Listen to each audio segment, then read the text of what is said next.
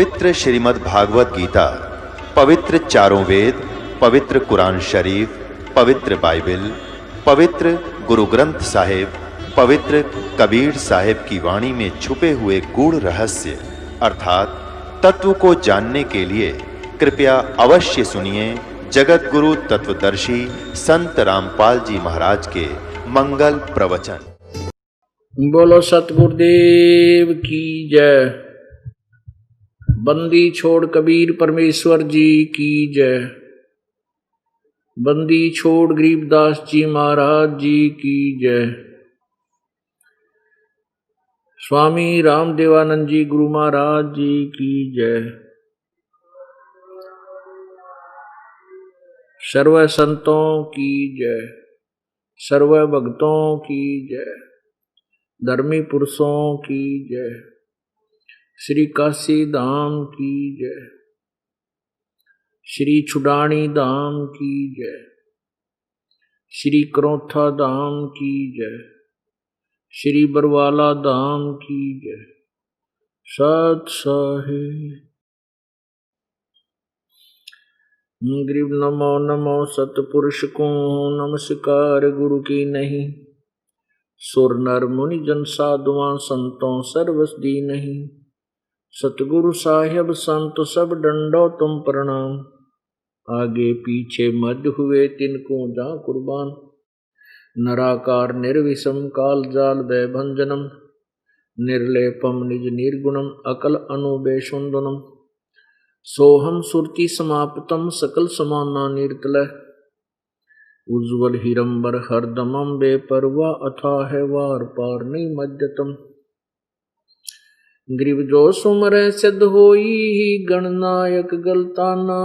करो अनुग्रह सोई पारस पद परवाना। आद्य गणेश मनाऊं गणनायक देवन देवा। चरण कमल लो लाऊं आद्यंत करूं सेवा। परम शक्ति संगीतम रिद्धि सिद्धि दाता सोई।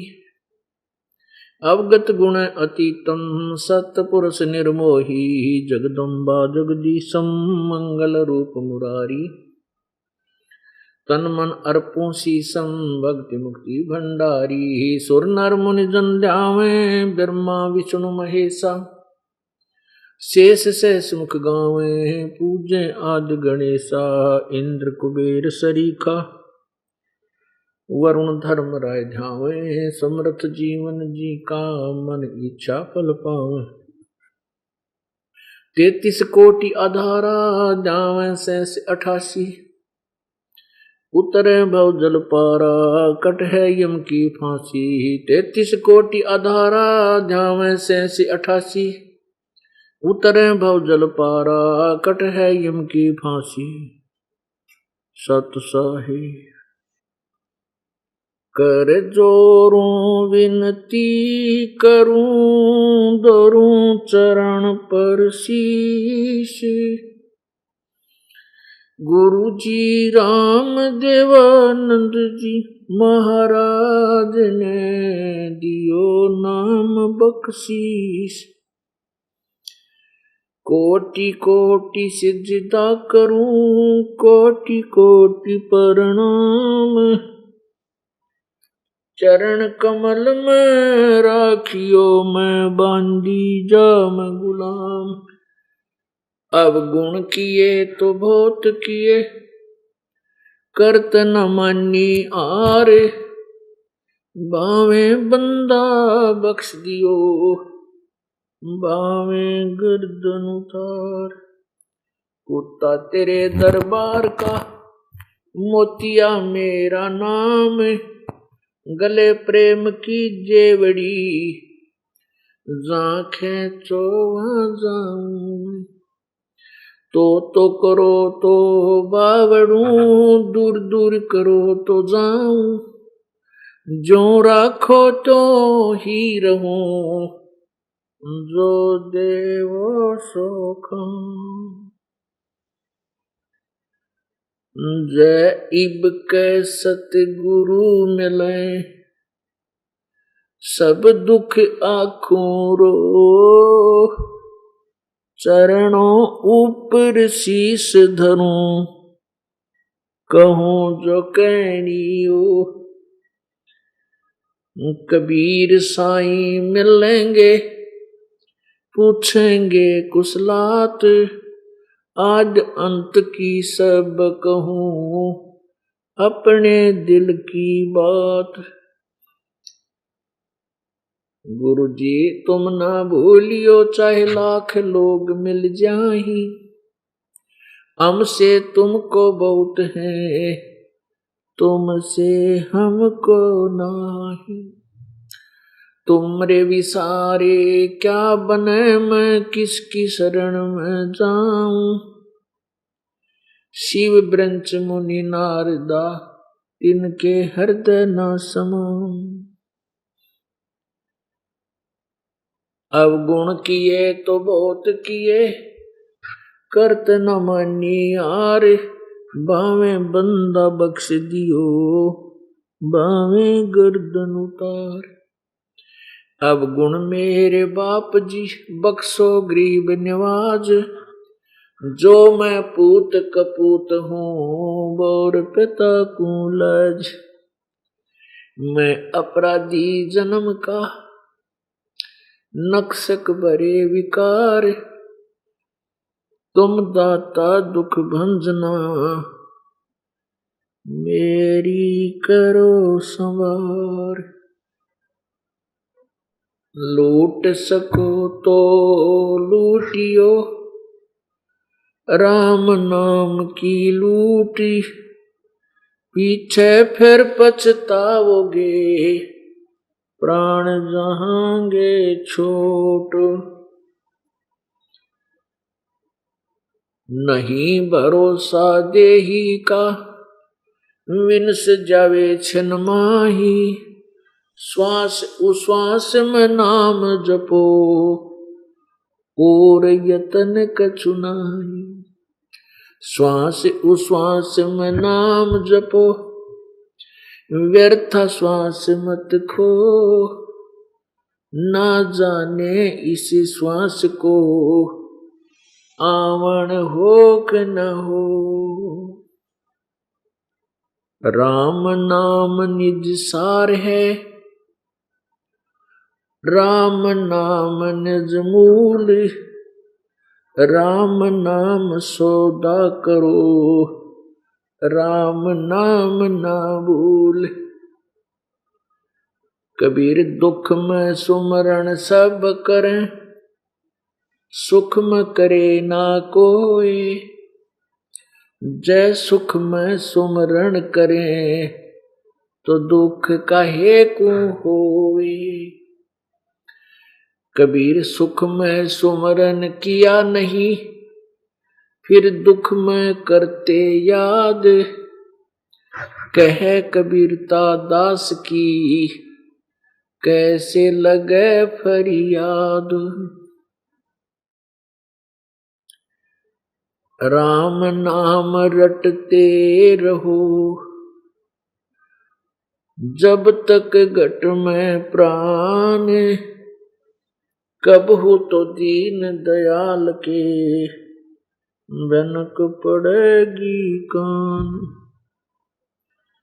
वो पृथ्वीपति चकवे गए, जिनके चकर चलंत, रावण सरीखे कौन गिने, ऐसे गए अनंत।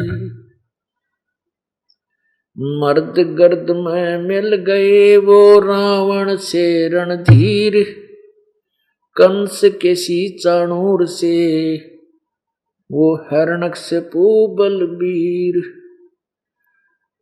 तेरी क्या बुनियाद है, तू जीव जन्म धर लेत, गरीब दास हरि भजन बिना, तेरा खाली रह जा खेत। परमपिता परमात्मा सर्व सृष्टि रचनहार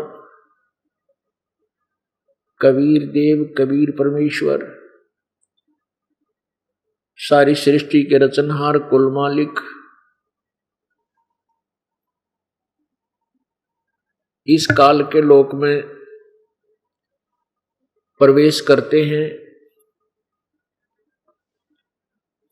अपने सतलोक से चलकर आते हैं। यहाँ के स्वामी, यहाँ के प्रभु ब्रह्म ने, यहाँ के प्रभु काल रूपी ब्रह्म ने पूरे मानव समाज को शास्त्र विरुद्ध साधना पर आरूढ़ किया हुआ होता है। परमात्मा स्वयं आकर के, वो परमेश्वर पूर्ण ब्रह्म, परम अक्षर ब्रह्म कबीर देव स्वयं अपने सतलोक से चलकर आकर के इस काल ब्रह्म के द्वारा फैलाए गए आध्यात्मिक ज्ञान अज्ञान को समाप्त करते हैं और अपने तत्व ज्ञान, यथार्थ आध्यात्मिक ज्ञान, शास्त्र अनुकूल, शास्त्रोक्त सदग्रंथों में लिखा हुआ जो यथार्थ ज्ञान है, उससे जनता को परिचित कराते हैं। अपना ज्ञान वो स्वयं ही आकर के ठीक ठीक बताते हैं। इसी उद्देश्य से परमात्मा चारों युगों में आते हैं। एक युग में परमेश्वर का एक विशेष नाम विख्यात होता है, सुप्रसिद्ध रहता है। वो प्रत्येक युग में उनके नाम रहते हैं। जैसे सतयुग में सत सुकृत, त्रेता में मुनिंदर ऋषि, द्वापर में करुणामय और कलयुग के अंदर उनका वास्तविक वेदोक्त, वेदों में लिखा हुआ वास्तविक जो नाम है उस परमेश्वर का, कबीर देव, उसी नाम से वो प्रकट होते हैं। कबीर देव ये परमात्मा का शरीर का नाम है, वास्तविक नाम है। जैसे देश के प्रधानमंत्री जी का शरीर का नाम तो कुछ अन्य होता है, और प्रधानमंत्री, प्राइम मिनिस्टर, ये भाषा भिन्न उनकी पदवी के नाम हैं। इसी प्रकार परमात्मा, प्रभु, स्वामी, ब्रह्म, ये तो उपमात्मक नाम हैं। जैसे परम अक्षर ब्रह्म, सत्य पुरुष, ये परमात्मा के उपमात्मक नाम है, उपाधि के नाम हैं। और उनका वास्तविक नाम जो है वो कबीर देव है, जो वेदों में कबीर देव, उसको हम अपने लोकल लैंग्वेज में, अपनी स्थानीय भाषा में हम वै को बै बोलते हैं। जैसे वेदों को हम वेद बोलते हैं, शुद्ध हिंदी में वेद होते हैं, हम उनको वेद बोलते हैं। इसी प्रकार हम वै को बै बोल करके वेदों में कबीर देव, कबीर अग्नि, कबीर अमितोजा, कबीर अंगारी, कबीर बम्भारी आदि जो नाम हैं, ये उनका वास्तविक नाम है पूर्ण परमात्मा का, पूर्ण ब्रह्म का, परम अक्षर ब्रह्म का। तो हम उसको कबीर देव बोलने लगे। कबीर साहब, देव माने साहब कहो, राम कहो, परमात्मा कहो, तो देव तो कबीर देव, कबीर साहब, कबीर भगवान, देव माने भगवान। तो हम उस परमात्मा, वो परमेश्वर कलयुग में जब प्रकट हुए, सह शरीर आए, शिशु रूप धारण किया, और जब उनका नामांकन करने लगे, क्योंकि उधर से ब्राह्मण भी पहुंच गए और फिर मुसलमान रीति से करने के लिए काजी और मुल्ला भी पहुंच गए, काजी पहुंच गए। क्योंकि गौरी शंकर उर्फ नीरू और सरस्वती उर्फ नीमा, ये पहले गौरी शंकर और सरस्वती नाम से हिंदू थे, ब्राह्मण थे। इनको बाई फोर्स मुसलमानों ने मुसलमान बना दिया था। तो फिर भी ये दोगले से चल रहे थे, हिंदू ब्राह्मणों से भी लिंक रखते थे, जो स्वार्थी से थे, पैसे के लालच में। तो ये जो गुरु लोग होते ना, कुछ नहीं देखते, ना जाति देखते, ना मजहब देखते। और जब इनका स्वार्थ पूर्ति हो जाए, फिर ये 36 जो है ना नखरे करते हैं, ये मुसलमान है, ये फलाना है, ये छोटी जाति का है। तो ऐसे जब उनके नामांकन का समय आया तो परमात्मा ने स्वयं बोलकर बताया था कि मेरा नाम कबीर रहेगा। तो इसे सिद्ध है कि परमेश्वर अपने चारों युगों में जो नाम लेकर आते हैं उन्हीं को प्रचलित करवाते हैं। जबकि मुल्ला लोग इसको नहीं रखना चाहते थे, काजी लोग नहीं रखना चाहते थे कबीर नाम, क्योंकि अरबी भाषा में कबीर का अर्थ बड़ा होता है। अब देखो, कोई ना कोई जिसका भी कोई नाम है, जैसे कृष्ण चंद्र है, रामचंद्र है, या कोई और भी नाम जैसे अजीत है, अपराजित है, तो इनका कोई न कोई अर्थ तो बनेगा ही बनेगा। तो ऐसे ही कबीर देव ये परमात्मा का वास्तविक नाम है। कबीर अग्नि, कबीर अमितोजा, तो ये परमेश्वर का वास्तविक नाम है। अग्नि माने भी परमेश्वर, कबीर अग्नि, कबीर मितोजा में अमित ओजा, जिसकी शक्ति का कोई वार पार ना हो, अमित ओजा, तो वो कबीर है। तो पुण्यात्मा परमेश्वर चारों युगों में आते हैं और अपने सत्य ज्ञान को प्रचार करते हैं। वो हमें आकर के याद दिलाते हैं कि जहां तुम रहते हो ये तुम्हारा ठीक ठिकाना नहीं है, ये तुम्हारा यथार्थ स्थान नहीं है। यहाँ तो सब चला चली हो रही है, जैसे आपका ना जाने कब यहाँ से मृत्यु का समय आ जाए। यहाँ से आपकी मृत्यु होगी, कहाँ जाओगे? जो कुछ पुण्य किए हैं उनके आधार से स्वर्ग लोक में जाओगे। जब आपके पुण्य समाप्त हो जाएंगे तो फिर आप कहाँ जाओगे? नरक में जाओगे। नरक में आपके पाप कर्मों का दंड भुगतने के बाद कहाँ होगे? वहां से भी कहेंगे चलो अब तेरे यहाँ रहने का समय पूरा हो गया, फिर यहाँ पृथ्वी लोक पर आएंगे।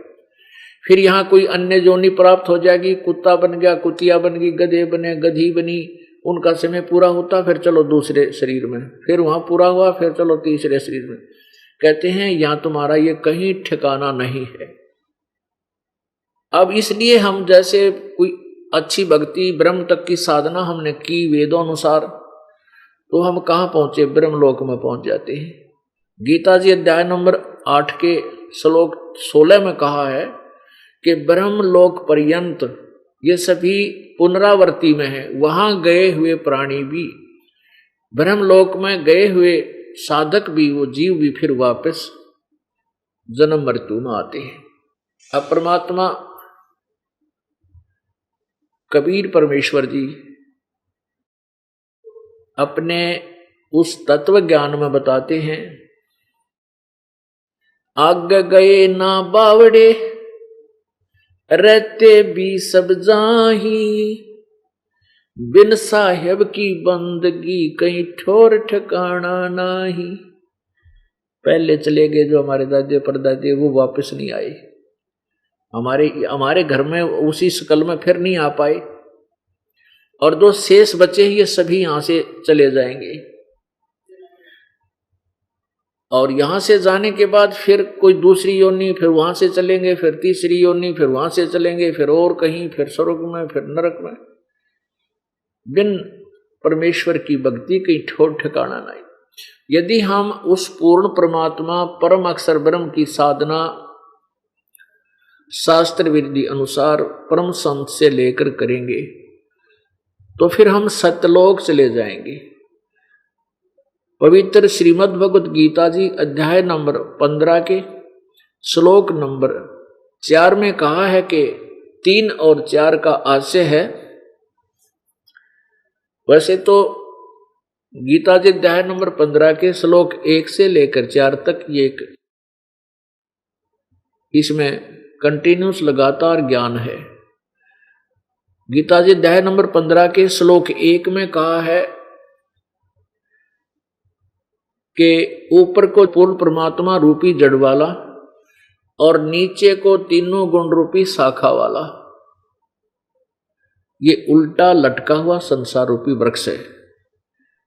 आपको गीता जी अध्याय नंबर 15 के श्लोक 1 से 4 तक का एक सामूहिक अनुवाद सुनाते हैं। ऊपर को पूर्ण परमात्मा रूपी जड़ वाला और नीचे को रजगुण ब्रह्मा सतगुण विष्णु तमगुण शिवजी रूपी तीनों गुण रूपी शाखा वाला, ये उल्टा लटका हुआ संसार रूपी वृक्ष है।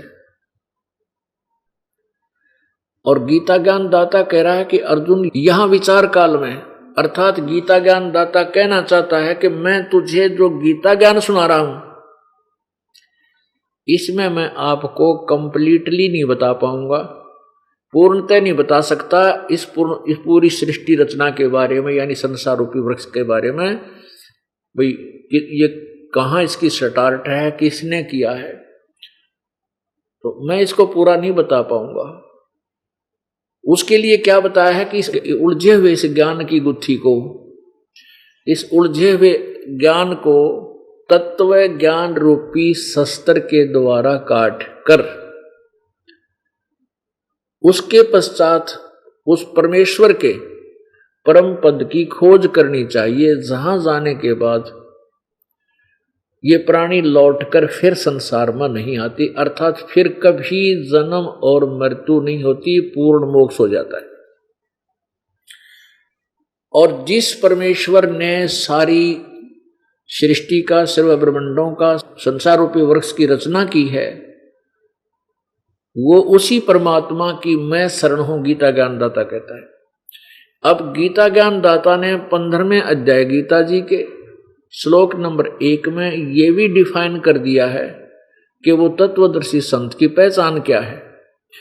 पर गीता जी अध्याय नंबर 15 के श्लोक नंबर 1 में कहा है कि ऊपर को जड़ वाला, नीचे को शाखा वाला, ये उल्टा लटका संसार रूपी वृक्ष है, जिसके ये विभाग सहित भाई तना क्या है, जड़ किसे कहते हैं, ये संसार रूपी वृक्ष की जड़ कहाँ है, यानी कहाँ से उत्पत्ति हुई है इसकी, कहाँ से इसको आहार मिलता है, कहाँ कौन भगवान है जो इस पूरे संसार का पालन कर रहा है, उस संसार रूपी वृक्ष की जड़ कौन है, अर्थात पूर्ण परमात्मा यानी जो पालनहार है वो कौन है, और तना क्या है, तना वृक्ष कौन सा होता है, वृक्ष जो जमीन से बाहर दिखाई देता है वो पोर्शन, वो भाग वृक्ष कहलाता है, और जड़ नीचे गुप्त होती है। तो जो संत इन सभी विभाग सहित बता देगा तना क्या है, जड़ कौन है, मोटी डार जो है वो कौन है, शाखा कौन है और पत्ते कौन है, स वेदवित, वह वेद के तात्पर्य को जानने वाला है, अर्थात वो तत्वदर्शी संत है। परमेश्वर कबीर देव जी सन 1398 में संवत 1455 ज्येष्ठ सुदी पूर्णमासी को सशरीर अपने सतलोक से आए थे, एक शिशु रूप धारण किया था। उसको नीरू और नीमा उठा करके ले गए थे जो मुसलमान जुल आए थे। तो उसमें परमेश्वर ने जब वो धीरे धीरे लीला करते हुए बड़े हुए, 5 वर्ष की आयु से अपने अमृत ज्ञान का प्रचार करना शुरू कर दिया था। उस परमेश्वर ने बताया था आज से 600 वर्ष पहले यही यों का त्यों इस लटके हुए संसार रूपी वृक्ष का पूरा विभाग बताए थे। इससे सिद्ध होता है कि वो परमात्मा पूर्ण ब्रह्म सतलोक से आकर के अपना तत्वज्ञान स्वयं ही प्रचार करते हैं। वो तत्वदर्शी संत का रोल भी करते हैं, अर्थात वो भूमिका भी स्वयं ही करके जाते हैं। उसमें परमेश्वर ने बताया था, कबीर जी कहते हैं, कबीर अक्षर पुरुष एक पेड़ है, निरंजन वा की डार और तीनों देवा शाखा है, ये पात्र रूप संसार।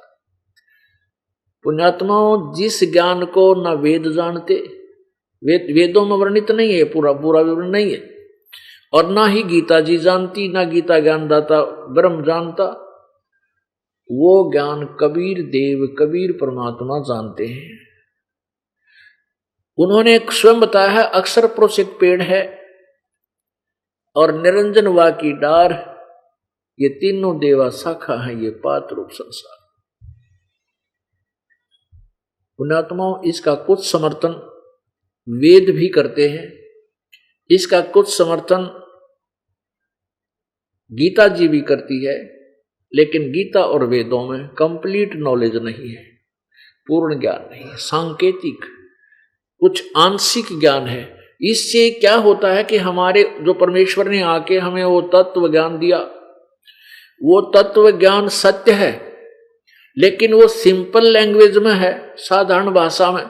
इसलिए जो ये नकली गुरु, ऋषि, महर्षि, ये और ये जो वेद संस्कृत बोलने वाले थे, वो परमात्मा के ज्ञान को ऊपर ये कहकर नहीं आने दे रहे थे कि कबीर का जो दिया हुआ ज्ञान है वो तो एक अशिक्षित का है, अनुभवहीन व्यक्ति का है, क्योंकि ये वेदों को नहीं पढ़ पाया, ये गीता जी को नहीं जानता, नहीं पढ़ सकता, यो अशिक्षित है, संस्कृत नहीं जानता।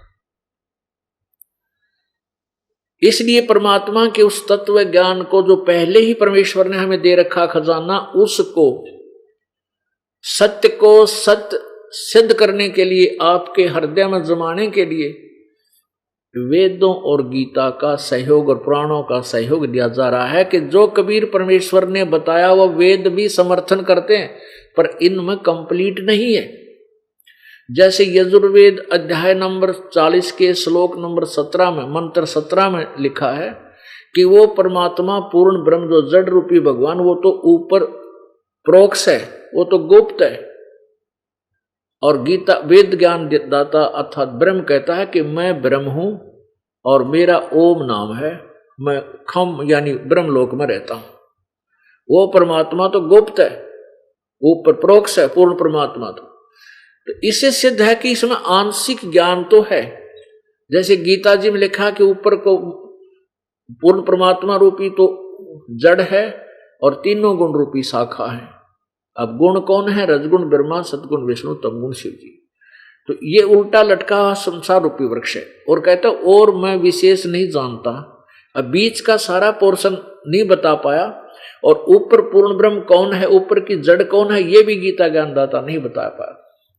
तो परमेश्वर ने आकर के अपना ज्ञान स्वयं दिया। परमेश्वर ने बताया हम ही अलख हला हैं, कुतुब गोस और पीर, गरीब खालिक दनी हमरा नाम कबीर। फिर परमेश्वर ने कहा कि सुन रामानंद, राम हम मैं बावन नरसिंह। और फिर परमात्मा ने बताया है कि अनंत कोट ब्रह्मांड का गरीबदास साहिब जी को जो परमात्मा मिले, कबीर देव जी, और उनकी शक्ति और समर्थता से परिचित हुए, परमात्मा की कृपा से सतलोक में सब व्यवस्था देखी, फिर ये ब्रह्मांडों का ज्ञान अपनी आंखों देखा, तब उन्होंने आकर के बताया कि अनंत कोट ब्रह्मांड का एक रति निभार और सतगुरु पुरुष कबीर हैं ये कुल के सिरजनहार। अब इसमें सतगुरु और पुरुष दोनों शब्द लगाए। सतगुरु का अर्थ होता है तत्वदर्शी संत जो यथार्थ ज्ञान प्रदान करता है, और पुरुष माने परमात्मा परमेश्वर। सतगुरु पुरुष कबीर हैं, वो परमेश्वर जो तत्वदर्शी संत रूप धारण करके आते हैं वो कबीर हैं। और कुल के सृजनहार, सब ब्रह्मांडों के रचनहार कबीर जी हैं। और स्वयं परमात्मा कहते हैं ए स्वामी सृष्टा में, सृष्टा माने सारी सृष्टि का रचनहार, और सृष्टि मेरे तीर, ये पूरे असंख्य ब्रह्मांड मेरे आधार हैं, मेरी ही पावर से चल रहे हैं। और दास गरीब अधर बसूं, यानी ऊपर सतलोक में रहता हूं मैं अवगत सत कबीर।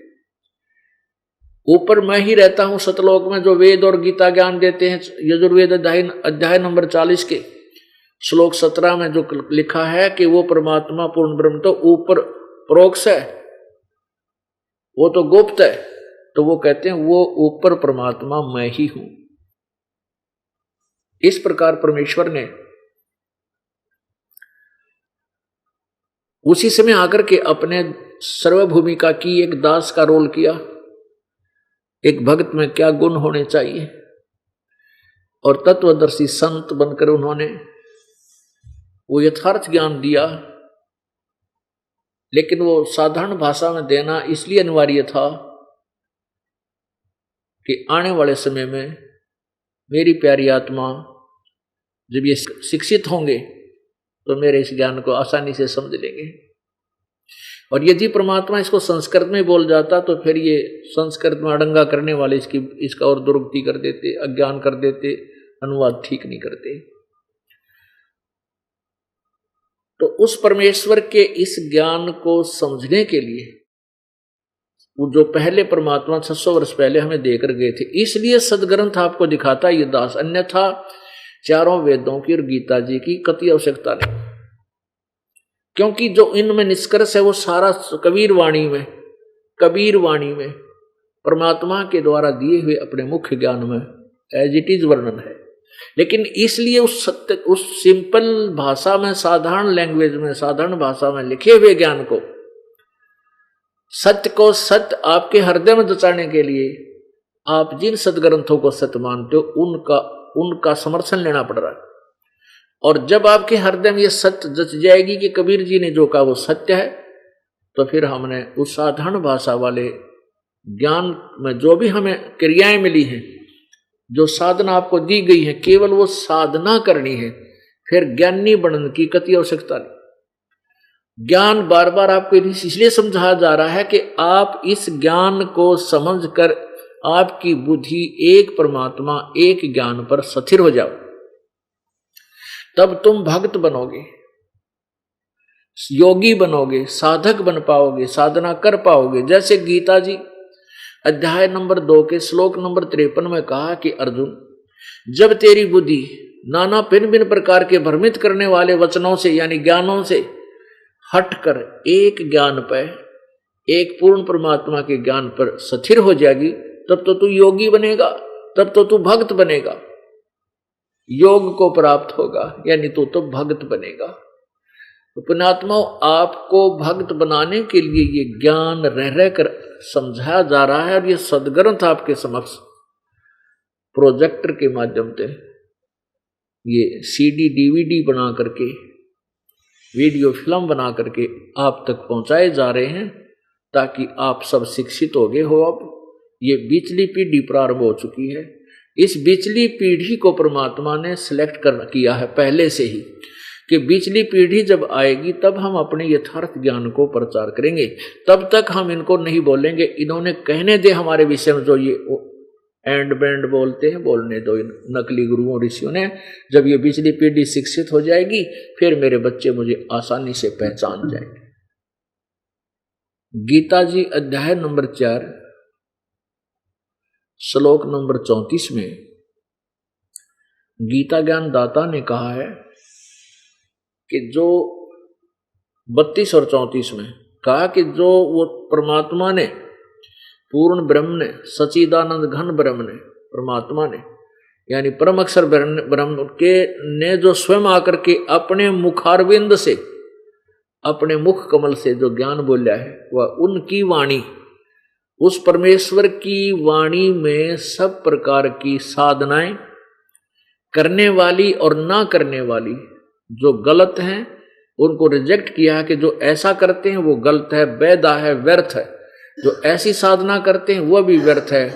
कोई देवताओं की पूजा करते हैं, कोई प्राणायाम पर आश्रित हैं, कोई केवल एक अहिंसा के तीव्र व्रत करते हैं, जैसे मुंह पर पट्टी बांध ली, नंगे पैरों घूमते हैं, केवल इसी से मोक्ष मानते हैं। तो उस प्रकार के सभी प्रकार के ज्ञान उस परमेश्वर के सच्चिदानंद घन की वाणी में, कबीर वाणी में लिखे हुए हैं। और उस ज्ञान को तू तत्वदर्शी संतों के पास जाकर समझ, उनको विनम्र भाव से प्रणाम कर, विनम्र भाव से प्रसन्न कर, दंडवत प्रणाम कर, फिर वह तत्वदर्शी संत आपको उस परमेश्वर के बारे में यथार्थ ज्ञान बताएंगे। फिर वैसे कर जैसे वो बताएंगे। पुण्यात्माओं, परमेश्वर ने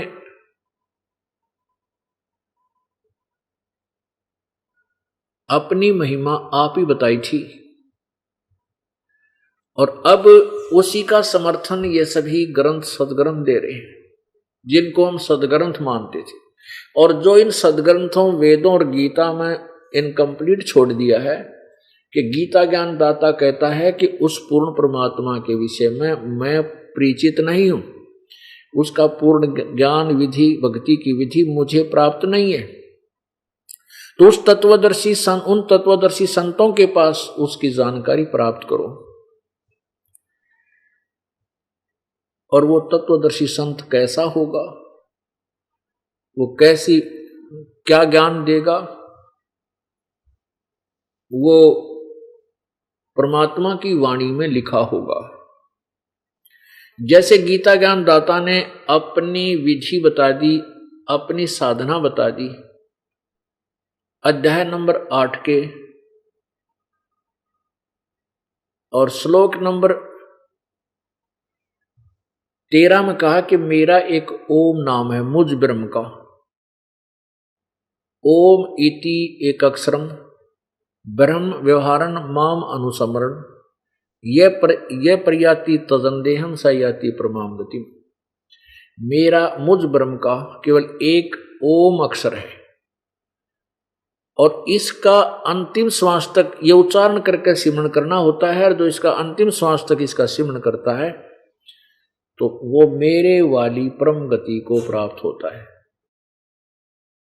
अपनी परम गति को, अपनी गति को गीता जी अध्याय नंबर 7 के श्लोक नंबर 18 में स्वयं ही अनुत्तम लिखा है कि ये सभी ज्ञानी आत्मा हैं तो उदार, क्योंकि ये परमात्मा पाने के लिए समर्पण है, अपने जीवन की भी परवाह नहीं करते हैं। ये कुछ भी साधना करवा लो, चाहे लाखों वर्ष इनको कितना कठिन तप करवा लो, ये करने को तैयार है। लेकिन ये सब सभी ज्ञानी आत्मा हैं तो उदार, परंतु ये मेरे वाली अनुत्तम गति में ही आश्रित हैं, मेरे वाली घटिया साधना में लगे हैं। अपनी साधना को घटिया व्यर्थ क्यों बताया, अनुत्तम क्यों कहा? क्योंकि ब्रह्म की साधना करने वाले ब्रह्मलोक में जाते हैं। और ब्रह्मलोक 8वें अध्याय के 16वें श्लोक में लिखा कि ब्रह्मलोक तक भी जन्म मृत्यु में ही रहते हैं। इसलिए गीता जी अध्याय नंबर 18 के श्लोक नंबर 62 में कहा कि अर्जुन तू सर्वभाव से उस परमात्मा की शरण में जा, उसकी कृपा से तू परम शांति और शाश्वत स्थान यानी सत्यलोक सदा रहने वाले स्थान पर को प्राप्त होगा। अब पुण्यात्माओं, गीता जी अध्याय नंबर 8 के 5 और 7 श्लोक में कहता है कि मेरी साधना कर और युद्ध भी कर तो मुझे ही प्राप्त होगा। फिर गीता जी अध्याय नंबर 8 के श्लोक नंबर 8, 9, 10 में किसी और पूर्ण परमात्मा परम अक्षर ब्रह्म के विषय में जानकारी बताई है कि उसकी साधना जो करते हैं उस देव पुरुष परमेश्वर की, वो मंत्र वो तत्वदर्शी संत बताएंगे, तो उनके साधना करने वाला उसको प्राप्त होता है और मेरी साधना करने वाला मुझे प्राप्त होता है। वो सच्चिदानंद घन ब्रह्म कौन है उसके विषय में गीता जी अध्याय नंबर 8 के मंत्र नंबर 1 में अर्जुन ने गीता ज्ञान दाता प्रभु से पूछा कि हे भगवान, हे पुरुषोत्तम, क्योंकि अर्जुन उसे पुरुषोत्तम मान रहा था गीता ज्ञान दाता को।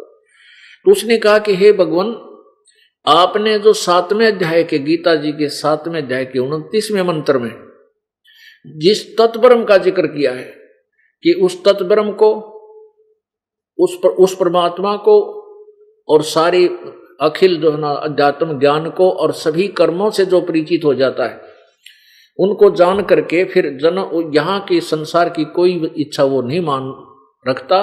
वो केवल जन्म और मरण, जरा और मरण, मृत्यु और बुढ़ापे से बचने की चेष्टा करता है। तो वो कौन है वो तत्ब्रह्म? गीता जी अध्याय नंबर 8 के मंत्र 1 में श्लोक 1 में कहा है, प्रश्न किया अर्जुन ने, किम तत्ब्रह्म पुरुषोत्तम, वो तत्ब्रह्म कौन है? तो गीता ज्ञान दाता ने उसका उपाधि बताई है 3रे मंत्र में 8वें अध्याय के 3रे श्लोक में कि वो परम अक्षर ब्रह्म है। तो यहां गीता जी अध्याय नंबर 8 के श्लोक नंबर 5, 6, 7 में और 8, 9, 10 में इन दोनों भगवानों की गीता ज्ञानदाता की के विषय में और पूर्ण परमात्मा के विषय में बिल्कुल निर्णायक और भिन्न भिन्न ज्ञान दिया है। गीता ज्ञानदाता कहता है कि मेरी यदि साधना करनी है, 8वें अध्याय के 13वें श्लोक में, मेरा तो ओम मंत्र है। और फिर कहता है इसका आखिरी सांस तक सिमरन करना होता है, इसका जाप करें, मुझे प्राप्त होगा। उस परमात्मा सच्चिदानंद घन ब्रह्म की परमात्मा करने से, तत्वदर्शी संतों से उपदेश आदि लेने के बाद फिर उसी की भक्ति के बल से, जो उस तत्वदर्शी संतों द्वारा बताई गई साधना के बल से उस सच्चिदानंद घन परमात्मा को इस भक्ति की साधना की शक्ति से, यानी नाम जाप की कमाई धन से, इस शक्ति से उस परमात्मा को प्राप्त हो जाता, उसके पास चला जाता है।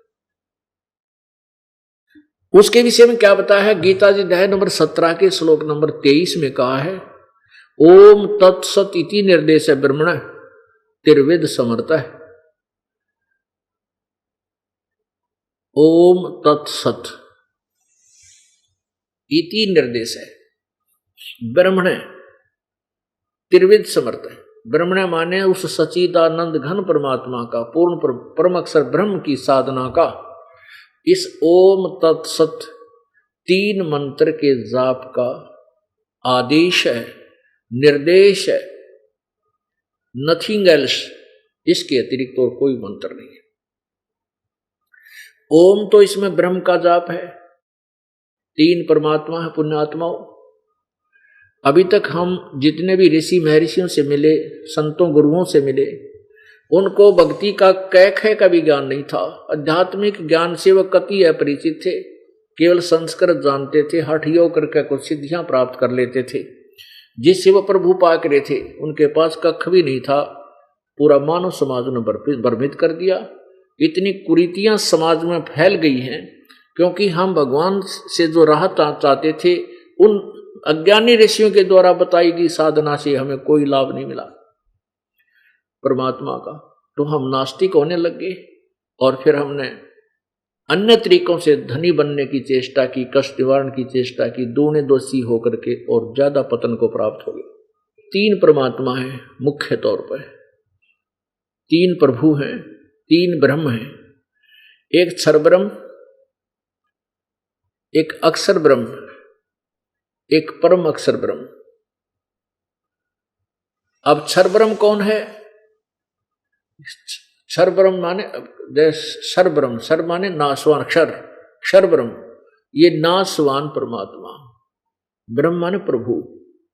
ये ज्योति निरंजन काल है, 21 ब्रह्मांड का स्वामी है, ब्रह्मा विष्णु महेश के पूज्य पिताजी है और ब्रह्मा विष्णु महेश की माता दुर्गा है। और सेकंड नंबर का जो भगवान है वो अक्षर ब्रह्म। इस क्षर ब्रह्म को क्षर पुरुष भी कहते हैं, अक्षर पुरुष, और अक्षर ब्रह्म को अक्षर पुरुष भी बोलते हैं, और परम अक्षर ब्रह्म को परम अक्षर पुरुष भी कह सकते हैं, क्योंकि पुरुष माने परमात्मा। जैसे हम सत्य पुरुष, सत्य पुरुष का अर्थ होता अविनाशी परमात्मा, पुरुष माने प्रभु, सत्य माने अविनाशी सदा रहने वाला। तो परम अक्षर ब्रह्म को सत्य पुरुष भी कहते हैं। तो परब्रह्म जो है ये अक्षर ब्रह्म, परब्रह्म कहो, अक्षर ब्रह्म कहो, इसे अक्षर पुरुष कहो, ये 7 संख ब्रह्मांड का स्वामी है और इसका तत् नाम है। ये तत् सांकेतिक है, जैसे ओम तत्सत, ओम तो सीधा ब्रह्म का जाप है, तत् और सत ये सांकेतिक मंत्र हैं। ये दास बताएगा जो इनका वास्तविक अर्थ है, जो मंत्र जाप करने का, ये गुप्त कोड वर्ड है। ये तत् जो है ये अक्षर पुरुष का अर्थात अक्षर ब्रह्म का मंत्र है, और ये ब्रह्म ओम मंत्र और साथ में ये तत् जो सांकेतिक ये दास बताएगा, ये दोनों मिलकर के सतनाम कहलाता है। ये सतनाम 2 अक्षर का होता है। और फिर इसके बाद इस एक मंत्र और मिलेगा आपको जो सत मंत्र है, उसका वो कोई और मंत्र है। ये सत जो सांकेतिक है, ओम तत्सत में ओम तो ब्रह्म का जाप है, ये तत् जो है परब्रह्म का यानी अक्षर ब्रह्म का, अक्षर पुरुष का, और सत और मंत्र है, वो दास बताएगा। सत, तत् और सत को वो परम अक्षर ब्रह्म का है। इन तीनों मंत्रों को का जो जाप है ये 3 सतिथि में दिए जाते हैं और इनकी 3 विधि से ही इनका सिमरण है। श्वास उश्वास से इनका सिमरण होता है। इनकी सिमरण की विधि भी 3 प्रकार है। इसीलिए इस मंत्र से पूर्ण मोक्ष होगा और जहां जाने के बाद ये प्राणी फिर लौटकर संसार में कभी नहीं आएगा। अब अन्य ऋषि, अन्य जो आध्यात्मिक ज्ञान से अपरिचित अज्ञानी लोग हैं, वो गुरु पद प्राप्त करके, महर्षि की पदवी प्राप्त करके कैसी थ्योरी, कैसा सिद्धांत बता गए हमारे को। जैसे राधा स्वामी पंथ, धन धन सतगुरु पंथ, ये जय गुरुदेव वाला पंथ, ये एक ही कुएं का पानी है। एक ही संत के यानी श्री शिवदयाल जी जो राधा स्वामी पंथ के प्रवर्तक माने जाते हैं, उनके द्वारा दिए गए विचारों पर आधारित है। और श्री शिवदयाल जी को भक्ति का कै खे का भी पता नहीं था, जिससे इतना बड़ा राधा स्वामी पंथ और उसकी एक ब्रांच धन धन सतगुरु सच्चा सौदा जो सिरसा में, और एक और नरी ब्रांच जो जय गुरुदेव वाले आगरा में, इतने जीव भ्रमित कर दिए। और उस जहां से ये पंथ चला उसने कै खे का भी पता नहीं था भक्ति का।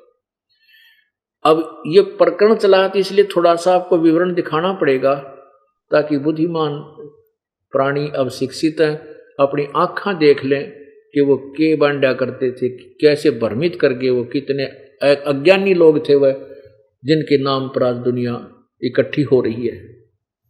अब ये देखिएगा, यह है सारवचन, एक किताब है, पुस्तक है, जो स्वामी शिवदयाल जी महाराज के अपने मुखारविंद से उच्चारित वचनों का संग्रह है। ये देखो, ये है सारवचन राधा स्वामी नसर यानी वार्तिक। और ये कहाँ से छपी है?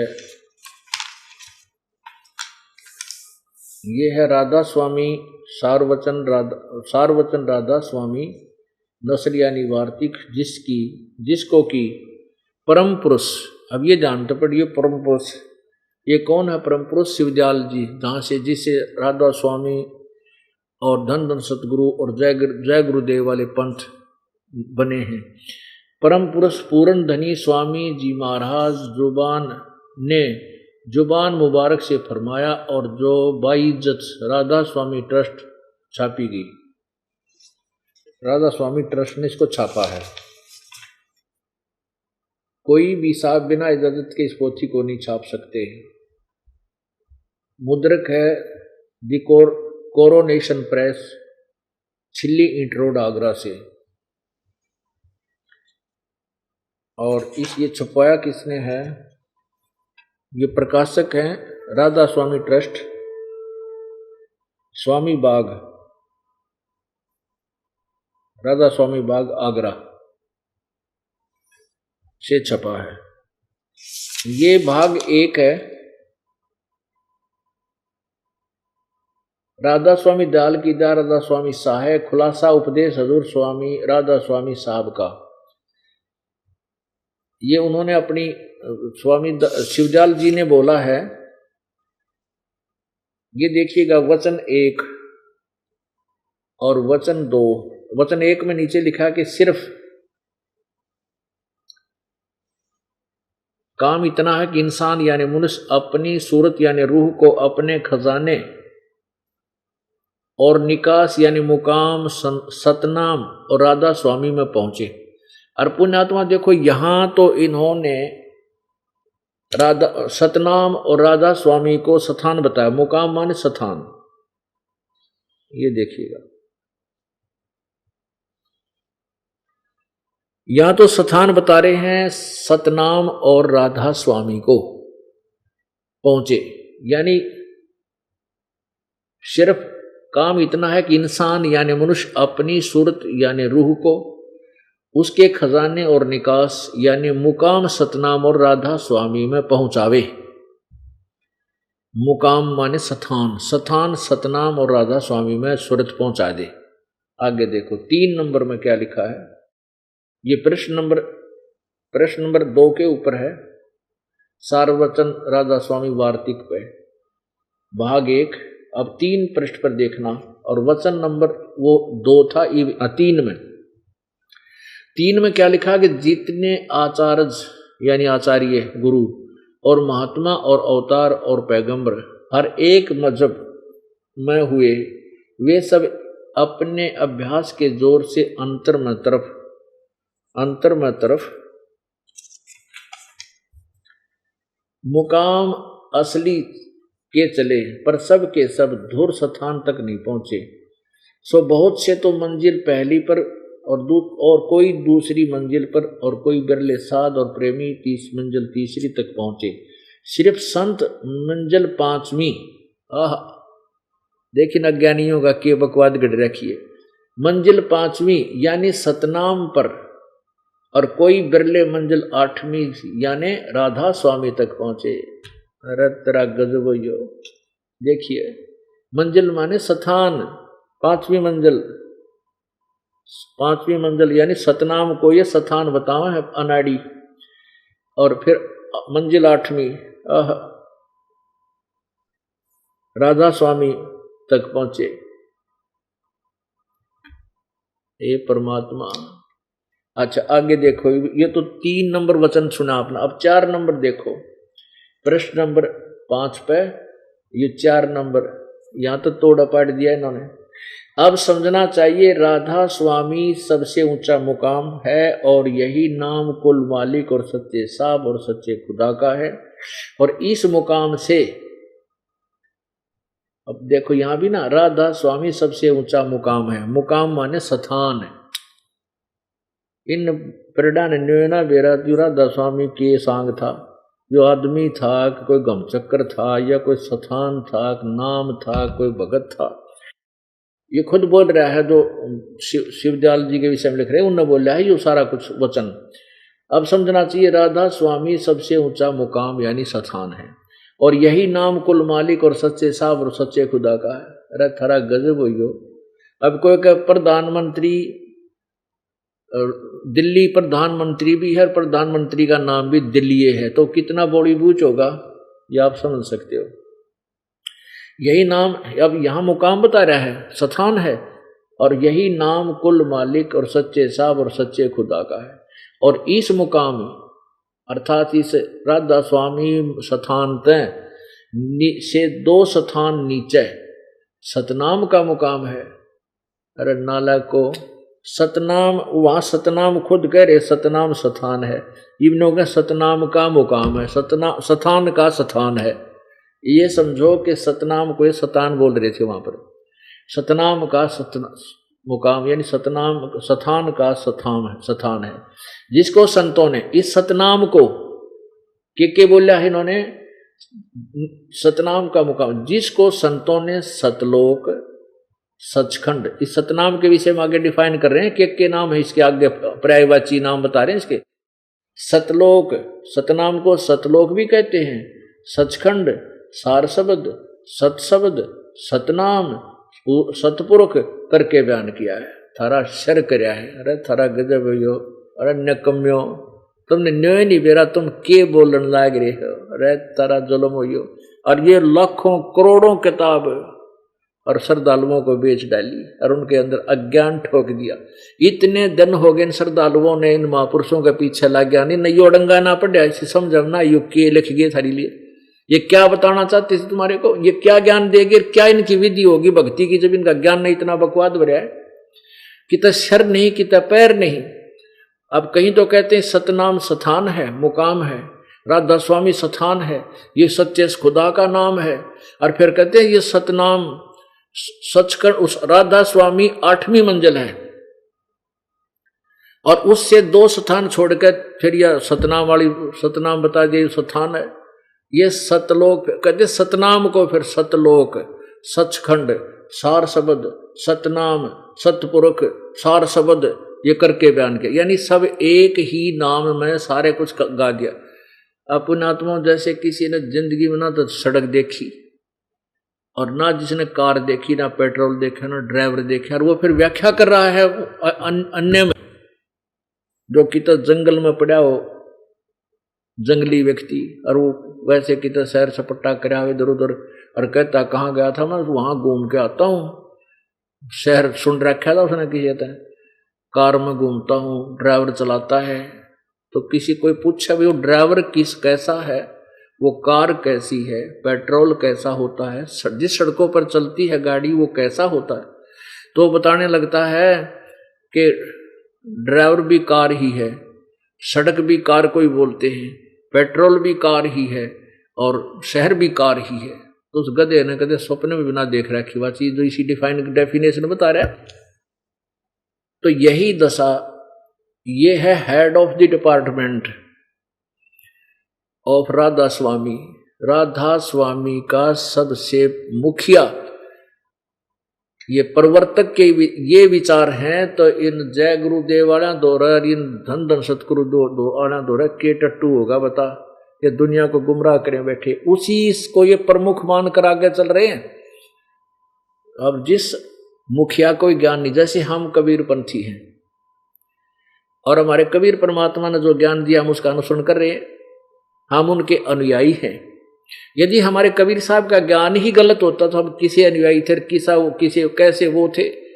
अब उस परमेश्वर का ज्ञान एथेंटिक है, सब वेद और गीता उसका समर्थन कर रहे हैं, इसलिए हमारा जो मार्ग है वो सत्य है। और ये जो राधा स्वामी, धन धन सतगुरु, और ये जितने एक वो कृपाल जी एक और बना रखा था ठाकुर जी महाराज भी, नरी दुनिया ने बर्बाद करके मर गया, 93 होगा तो वैसे मेरा वो बाईपास सर्जरी हुई उसकी, इतना बड़ा ऑपरेशन 6 महीना पास फिर मृत्यु को प्राप्त हो गया। तो पुण्यात्माओं ये भ्रमित कर दिए काल ने। ये अच्छी आत्माएं थी जो इनके हेड ऑफ द डिपार्टमेंट बने हैं, जैसे ये राधा स्वामी के जो मुखिया थे शिवजाल जी, ये पिछले जन्म की पुण्य कमाई थी इनकी। जब तक वो कमाई चली तो कुछ एक को लाभ भी हुआ उनकी वचन शक्ति से, फिर वह बैटरी डिस्चार्ज होगी, फ्यूज हो गए, फिर भूत बनाई। और कौन? ये शिवदयाल जी भूत बने, प्रेत बने, मोक्ष तब बहुत दूर की बात है।